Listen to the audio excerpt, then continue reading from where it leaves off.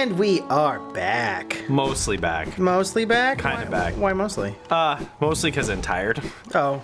When aren't you tired, Am Sam? tired. Am very tired. When is a teacher not tired? I'm not blaming you and saying you shouldn't be. I'm just saying, when aren't you? Well, usually when we record, I go for a run. That's kind of like how those days settle out. Usually the day I go for a run is the same day like, oh, we need to record. Because usually I'm either at a workshop or my girlfriend's over or something of that nature where it's like, oh, okay, gotta get one in. But if I don't run now, it's gonna be dark outside and I'm not gonna get my workout out. Yeah.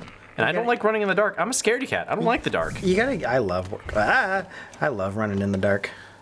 I can't. I used to love running in the dark. I used to love running to the abyss. Till I took a fucking hill to the knee. Till I Tore looked my goddamn ACL. Until I looked into the abyss and I blinked and I just tumbled down the hill. Oh shit, this guy. Yeah, I did pretty much. This guy attacks. Nice. Watch. Look at him.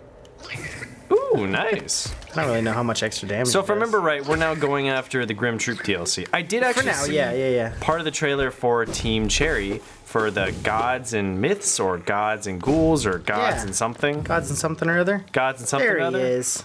Hi, buddy. So that'll be interesting to see how that all pans out. Yeah. I'm not entirely sure what the... Whoa, that's a big boy. I found a cool video about all the cut content for this game. It's like 30 minutes long. Oh, why did I say like? It is about 30 minutes long. Oh, the cut content? Yeah, all the cut content from this game. New Things stuff. that just didn't make it to the final version of the game. But I stopped about 5 minutes in thinking, I don't want to ruin anything that... Yeah, you don't want to risk it, man. I don't know what was cut, what wasn't. I don't want to have anything spoiled.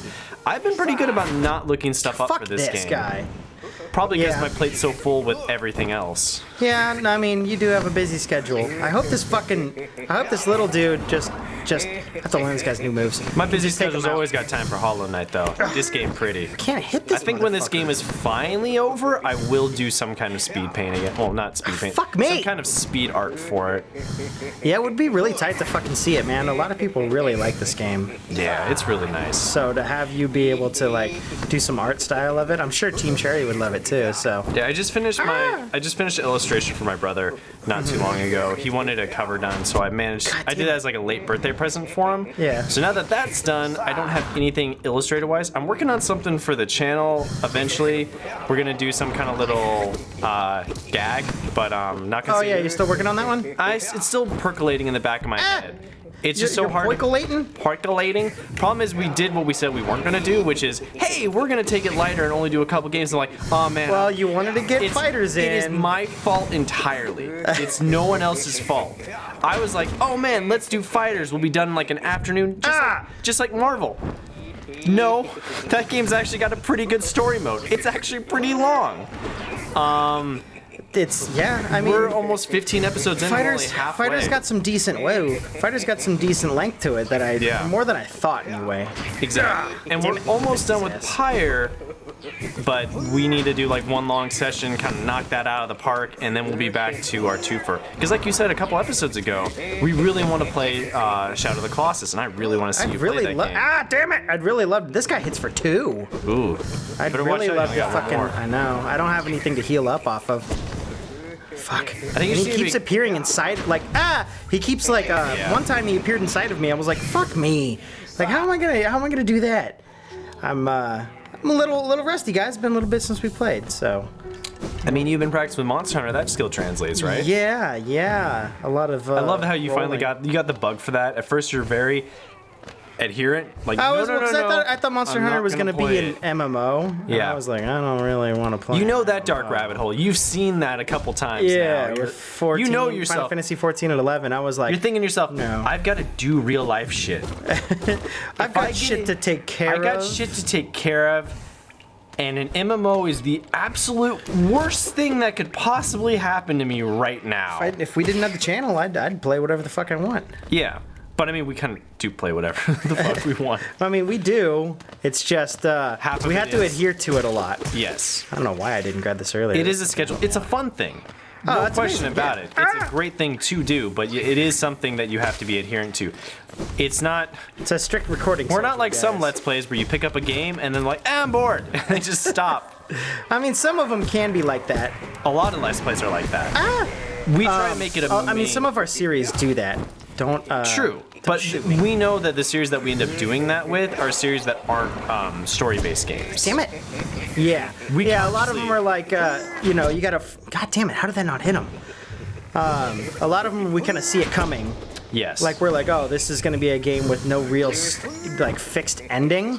We're gonna have to figure this one out. Like when we want to stop this. Right. Something I was very adamant about when we started the channel is that we finished series. Yeah. So and even though it seemed like a fucking like a logical thing that we could do. Even with series like Yooka-Laylee, where it became very grating near the end and very trying. Yeah. Despite initially enjoying that game myself, I know you didn't enjoy it that much. It just felt like it went on long for the same. It was way kind of too long of a game, honestly. The problem was they built the worlds too large, and they became very uninteresting. The thing that was nice about Banjo-Kazooie is the worlds were fairly small. You had maybe about 10 puzzle pieces per area. Now, I might be giving it less than there actually was, but there was about 8 to 10 worlds, something around there, but they all had cool motifs. God damn it. Problem with Yooka-Laylee was they're like, oh, we'll make the worlds expand, but when they expanded, they never really got more interesting. Yeah, I mean, it just seemed like, oh, this is an ice theme or a fire theme or a... They had an ice jungle. They only had about 4 worlds, and none of them felt that fleshed out. I wish they had just stuck to maybe even just 2 worlds and made them really dynamic, or stick to 1, and then it keeps evolving. Something. With like different themes span out. Like, get rid of the hub world. Who needs it? Yeah. Why don't you just have...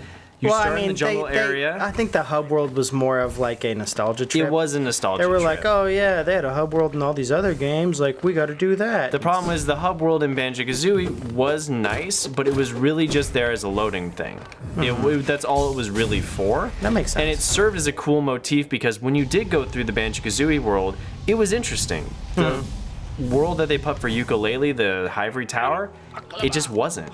Yeah. It wasn't as interesting as being like... When you start Banjo-Kazooie, they did a great job of making it mysterious.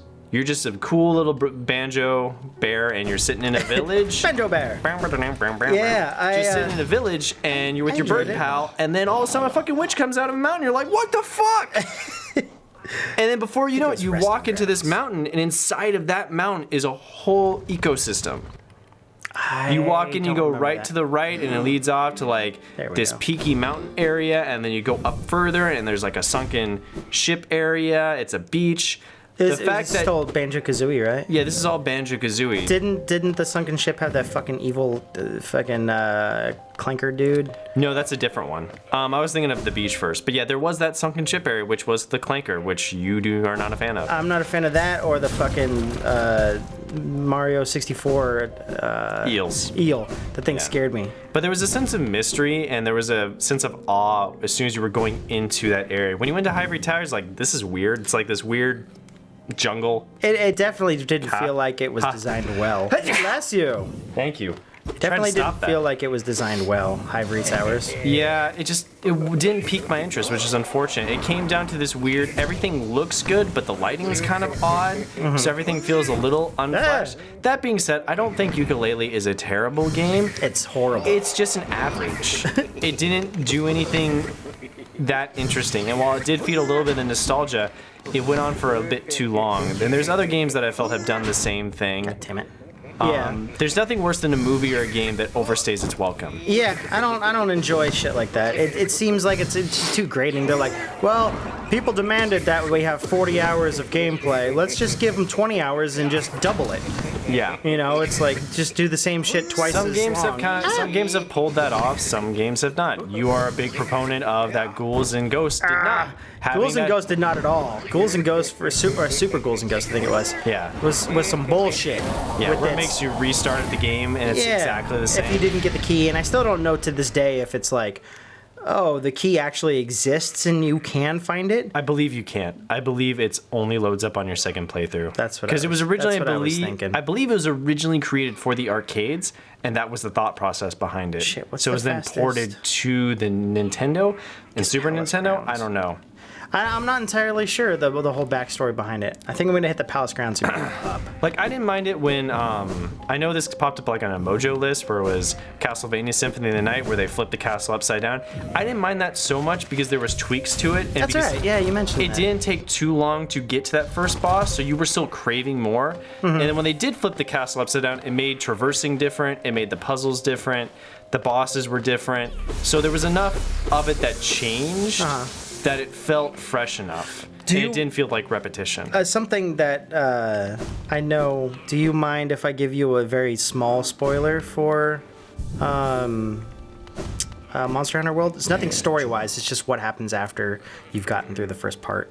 The first part. Yeah, Zora Magdaros, you know, you're like doing battle and trying to stop his ass. The first time? I've done the first time. Or the first? Oh, no, there's a second time you meet up with them. And I'm telling about after that.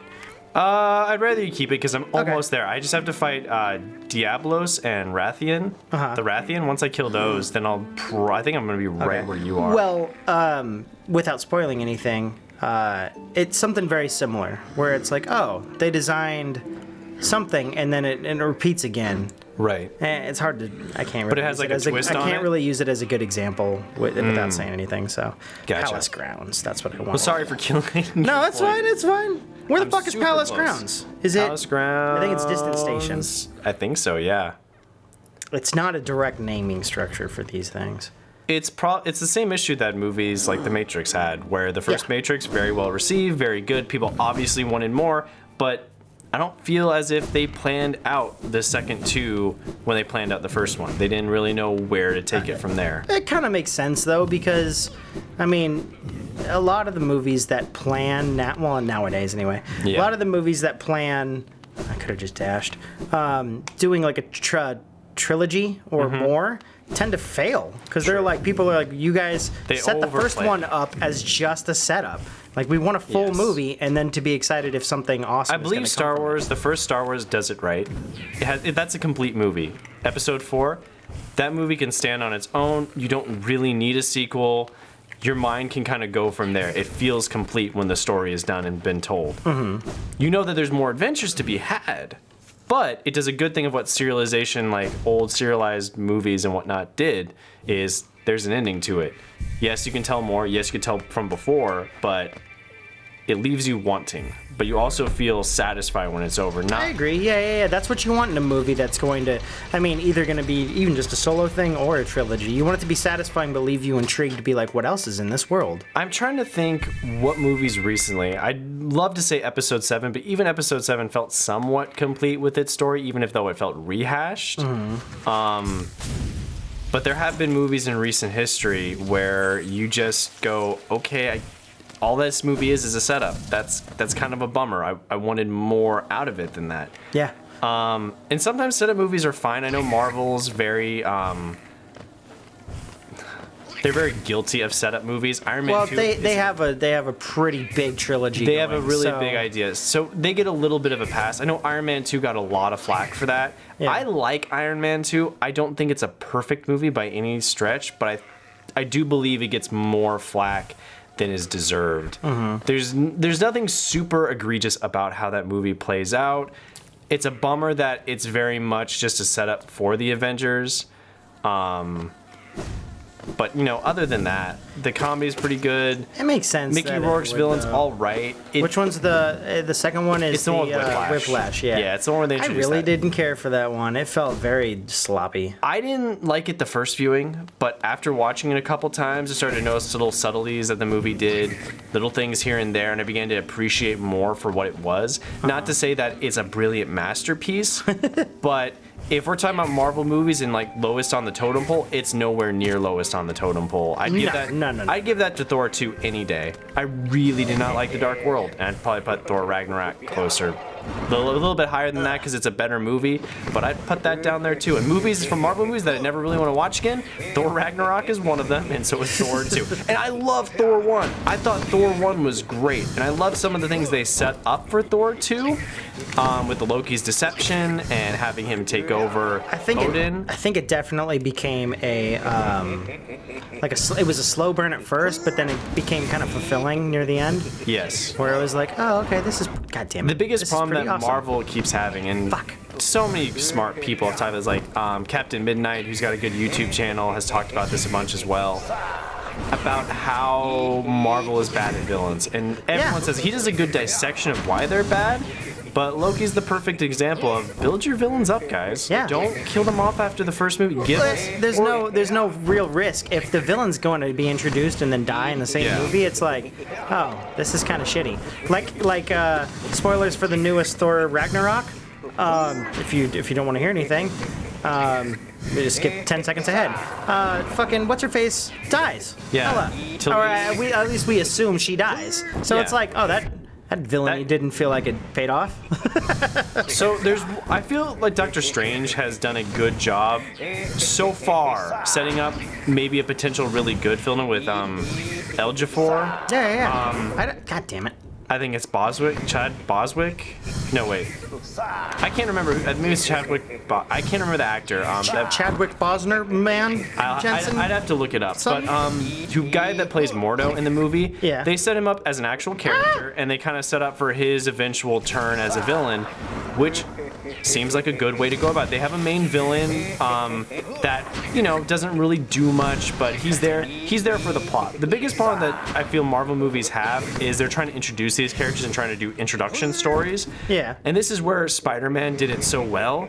They said, forget it. We're not doing another Spider-Man origin. Everyone knows the Spider-Man origin. I fucking hope so at this point. Everyone knows Uncle Ben dies. You don't really need to tell that beginning part of the story. You can refer to Uncle Ben, but don't make him the center. Don't make us show where Peter gets his powers, where you see Nobody his fucking cares. dies. We already know what the fuck You don't he need does. to see that. It's the same thing with Batman. At this damn point, it. we don't need to see Batman's parents die on screen again. Hell no. You need to make that, yes, that's part of who his character is, but it doesn't have to be the central focus of the entire movie. It You needs to can be an reference aspect. it, but yeah. Yes. Definitely. And Spider-Man did this well, which is why they've had one of the best villains in a Marvel movie in a long time. The Vulture. I was gonna say the Falcon. No. Captain Falcon. Captain Falcon. No, I liked. Major glory. I liked how they played out the Falcon too, because the Vulture. Sorry, I fucked that one up. He seemed realistic. He was like, if you just leave me alone, leave me to do my own He business. felt like an actual I will. person. Yeah, he's like, I'll let you live and everything will be fine. Just don't fuck with me. Yeah, or Guardians my did business. an okay job with their villain. At least he seemed somewhat believable. They tried to give him some kind of Guardians? characterization. The first Guardians of the Galaxy, not the second. Oh yeah. I thought the second had an interesting villain. They crammed too many stories into one. That's the problem that happened. And I think that's the same thing that happened with Iron Man 2. Who was the villain for number one? It was the Kree guy. Who was that's the blue right. Guy. Yeah, that Lee seemed Pace kind of played cool. him. He was kind of cool, and I wish Minus the fact that he seemed like he could have just killed the planet at any time, and he was Yes, like, I mean, well, I'm just gonna be distracted. Deus Ex Machina. So I was kind of like, okay, well, I guess we gotta win somehow. Suspension of disbelief. Yeah, he should have been Suspension able of to. belief? Suspension of belief. Because if you're suspending your disbelief, that means you believe in. Right. But Suspension of if belief. you gotta suspend your belief slightly. Oh man, we can hit back that. I can't talk. We can hit town when back talk up. again, we'll probably come back for another episode. Okay, I was gonna say we can hit up town real quick and see what the hell they want to do next, so we have a plan. But we can stop right now if you feel like we are Well, getting we're a gonna little. be right back the next day. Yeah. We'll see you guys next time. Then we're gonna head back to Dirtmouth, and I think this is the way, and see what's tasked next for the Grimm Troupe. Beep bop boop.